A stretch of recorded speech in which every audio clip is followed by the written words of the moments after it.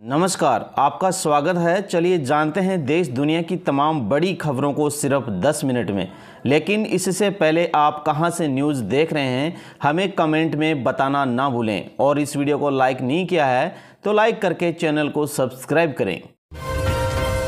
बिहार में वोट अधिकार यात्रा, खुली गाड़ी में राहुल तेजस्वी। लालू बोले बीजेपी को उखाड़ फेंकना है। राहुल ने कहा यह संविधान बचाने की लड़ाई है। बिहार में स्पेशल इंटेंसिव रिवीजन SIR, सामान्य शब्दों में कहें तो वोटर लिस्ट रिवीजन के खिलाफ राहुल गांधी की वोट अधिकार यात्रा सासाराम से शुरू हुई। यहां के स्वारा हवाई अड्डा ग्राउंड में हुई जनसभा में राहुल बोले ये संविधान बचाने की लड़ाई है। पूरे देश में बीजेपी RSS संविधान को मिटाने पर तुली हुई हैं। प्रधानमंत्री नरेंद्र मोदी ने कहा अब GST में नेक्स्ट जनरेशन रिफॉर्म होने जा रहा है। इस दिवाली GST रिफॉर्म से दोहरा बोनस देशवासियों को मिलने वाला है।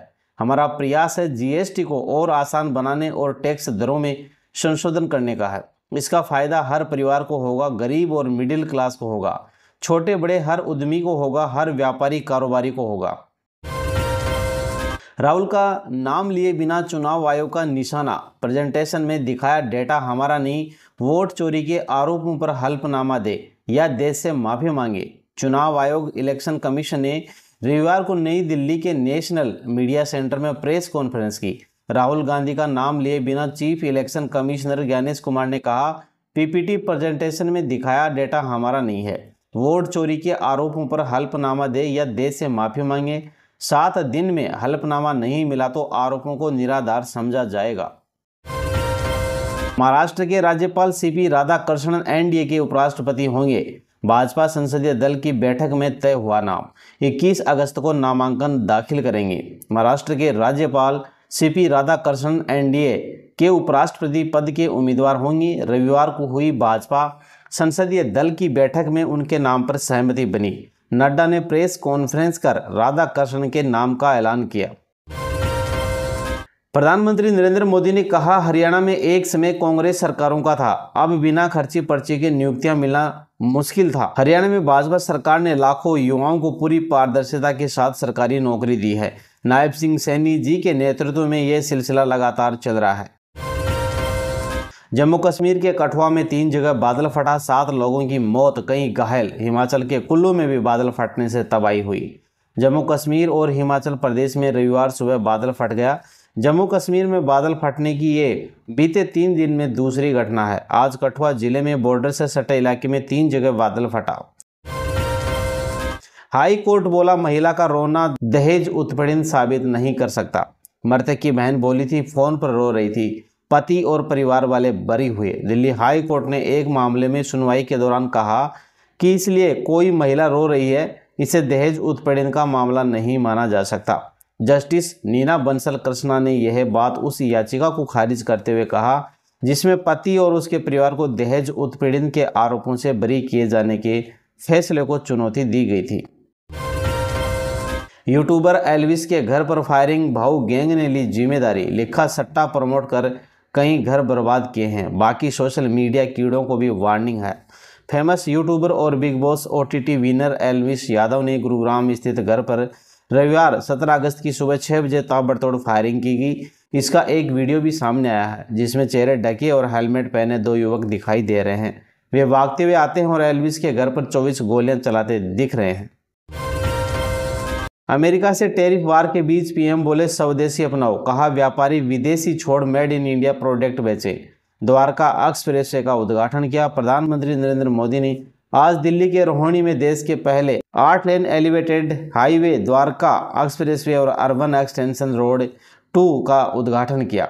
इस मौके पर उन्होंने लोगों से मेड इन इंडिया और वोकल फॉर लोकल को अपनाने को कहा। मुंबई में भारी बारिश और चंडीगढ़ मनाली हाईवे बंद हुए। यूपी में बाढ़ में फंसी गर्भवती की नाव पर मौत हो गई। MP में नदियां उफान पर हैं। कुछ दिन के ब्रेक के बाद मानसून एक बार फिर से एक्टिव हो गया है। हिमालय के राज्यों में बादल फटने की हो रही घटनाएं, वहीं मैदानी इलाकों बाढ़ का पानी फसलों और रिहायशी इलाकों का नुकसान पहुंचा रहा है। मौसम विभाग ने महाराष्ट्र के कई जिलों में बारिश का रेड अलर्ट जारी किया है। मुंबई शहर, पालघर, रायगढ़, रत्नागिरी, सिंधुगिरी के अलावा कोंकण और गोवा में अचानक बाढ़ आने की संभावना जताई है। कांग्रेस नेता ने आरएसएस को बताया इंडियन तालिबान। बीजेपी बोली कांग्रेस हर राष्ट्रवादी संगठन को गाली देती है, उसे सिर्फ पीएफआई सिमी जैसे। वरिष्ठ कांग्रेस नेता बीके हरिप्रसाद के आरएसएस को तालिबान कहने के बयान पर बीजेपी ने तीखी प्रतिक्रिया दी है। भाजपा ने कहा कि कांग्रेस हर राष्ट्रवादी संगठन को गाली देती है और पीएफआई व सिमी जैसे प्रतिबंधित कट्टरपंथी संगठनों से प्यार करती है। पश्चिमी बंगाल में दुर्गा पंडालों के लिए 500 करोड़ रुपए बांट रही है ममता सरकार। 7 साल में मदद 11 गुना बढ़ाएगी। राज्य में 45,000 पंडाल लगेंगे। पश्चिमी बंगाल में इस बार 45,000 से ज़्यादा दुर्गा पंडाल हैं। इनमें से 3100 अकेले कोलकाता में हैं। अगले साल की शुरुआत में विधानसभा चुनाव भी होने वाले हैं। ऐसे में इस बार मुख्यमंत्री ममता बनर्जी प्रत्येक पंडाल को 1.5 लाख रुपए की अनुदान राशि दे रही है।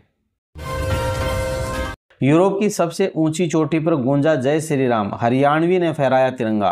-30 डिग्री तापमान पर अड़गलाती ठंड और बर्फीली हवाएं झेली। हरियाणा के पर्वतारोही नरेंद्र यादव ने 15 अगस्त को सुबह 9:15 बजे यूरोप की सबसे ऊंची माउंट एल्ब्रुस की चोटी पर तिरंगा फहराया। चोटी पर पहुंचती जय श्री राम और भारत माता का जयघोष किया। साथ ही नशा मुक्ति का भी संदेश दिया। रूस में स्थित इस चोटी पर यह उनकी तीसरी चढ़ाई थी। वह इस पर सबसे ज़्यादा चढ़ाई करने वाले पहले भारतीय बन गए हैं। यह उनके नाम 24वां वर्ल्ड रिकॉर्ड होगा। बिहार आरजेडी नेता तेजस्वी यादव ने कहा, हम राहुल गांधी का धन्यवाद करना चाहते हैं कि वे बिहार में वोटर अधिकार यात्रा करके आप सभी को आश्वासन कर रहे हैं। हमें बेरोजगारी हटानी है। अगर आप लोग परिवर्तन चाहते हैं तो हमें अपने अपने वोट की रक्षा करनी होगी। समाजवादी पार्टी से निष्कासित विधायक पूजा पाल ने कहा, मैंने मुख्यमंत्री का कई बार धन्यवाद किया है। उनके पास प्रशासन और सरकार चलाने की शक्ति है, लेकिन मुझे विधानसभा में अतीक अहमद का नाम लेने पर निष्कासित कर दिया गया है। जिस व्यक्ति ने मेरी जिंदगी बर्बाद कर दी उसके बारे में मैं कैसे बात न करूं। पिछली सरकारों में एक विधायक की हत्या हुई, उसका शव गायब कर दिया गया और उनकी पत्नी और माँ उसे हर जगह ढूंढती रही, लेकिन उसे आखिरी बार देखा भी नहीं पाई। राजू पाल का शव दिखाने के लिए जनता भी रोती रही, लेकिन उन्हें पीटा गया और गोलियों से भून दिया गया। प्रधानमंत्री नरेंद्र मोदी ने आज द्वारका एक्सप्रेसवे के दिल्ली खंड और शहरी विकास सड़क के निर्माण श्रमिकों से बातचीत की। प्रधानमंत्री मोदी ने लगभग 1100 करोड़ रुपए की संयुक्त लागत वाली दोनों राष्ट्रीय राजमार्ग परियोजनाओं का उद्घाटन किया। भारत के मुख्य चुनाव आयुक्त ज्ञानेश कुमार ने कहा, चुनाव आयोग 75 सालों से पूरी कर्मठता के साथ काम कर रहा है। अगर आप मतदाता सूची और मतदान को मिलाकर चुनाव आयोग पर निराधार आरोप लगाएंगे और कहेंगे कि चोरी हो रही है तो ये गलत है। जनता सब समझती है। अगर किसी व्यक्ति को 2 जगह वोट भी हो तब भी वह एक जगह ही वोट करने जाता है। 2 जगह वोट करना कानूनी अपराध है और अगर कोई व्यक्ति ऐसा कहता है तो सबूत चाहिए। सबूत मांगा था लेकिन नहीं मिला। कांग्रेस सांसद दीपेंद्र सिंह हुड्डा ने कहा, हरियाणा में कानून व्यवस्था चौपट हो गई है। कुछ दिनों पहले नायब सिंह सैनी ने कहा था कि हरियाणा में कानून व्यवस्था में बहुत सुधार हुआ है। ये हरियाणा नहीं, हरियाणा फिरौती प्रदेश बन गया है। केंद्र के क्राइम ब्यूरो के आंकड़े बता रहे हैं कि अपराध के मामले में हरियाणा नंबर 1 बन गया है।